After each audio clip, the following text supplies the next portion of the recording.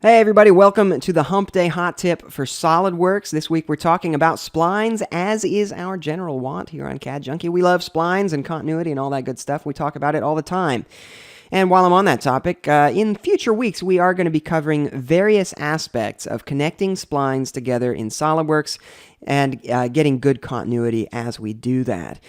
So if this particular topic doesn't suit your fancy today, stay tuned. Next week and in the following weeks, we will be covering more on the same topic. Now, today we are talking about connecting splines in a specific situation, and that is where you have a spline already existing in one sketch, and in a different sketch, you want to create a spline that will be continuous with that spline. Now you'll notice when I draw this, I'm going to use only a 2 points and then use the control handles to control that spline. And there are lots of reasons for that we could get into in future videos, but in general, I use only 2-point splines in SolidWorks. Chew on that. Okay, anyway, let's go back to the problem at hand, which is to right-click this and show our curvature combs, and then drag this over, snap it right there to the other curve. Click both curves, control-click them, and set them to equal curvature. Now, when I do that, notice something kind of weird here. We don't actually have equal curvature, at least not according to the porcupine graph. It seems to be working. It looks like it's a smooth transition, but then when I look at the porcupine graph, clearly this is a much longer line than this one.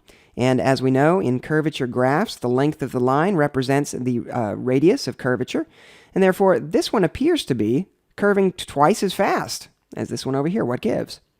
Well, that's actually just a quirk in SolidWorks, but it's one that's very easy to work around. So I'm going to show you how to do that real quick. I'm just going to undo all that stuff. We'll show those curvature combs again, though. We do want those. Then, in order to make this relationship, all we have to do is click on that curve, head up to the Convert Entities command, and bring that curve into the current sketch. Now, it's hard to tell what's just happened. Let's hide the original sketch. And now we can see that we've actually brought that sketch into the current sketch as a completely separate spline item. It is linked to the original, so it will update. We can right-click that and head up to Construction Geometry, so it doesn't actually affect any features that are created using this spline. Drag this over, snap it to this curve, which is a perfect copy of the other one. Let's show curvature combs for a second. And now we can see that this is a matching curvature comb. It's going to work much better. Let's control-click on these two guys again, make those equal curvature, and there we go. Now we have technically a G2 relationship between these two curves. So this one is equal curvature at the end. Now, clearly there is a dip in this curve, you can see, and you can see that we have two control vertices, these little yellow dudes, if you have your CV points showing, that are very close together, and that's almost certainly the culprit here.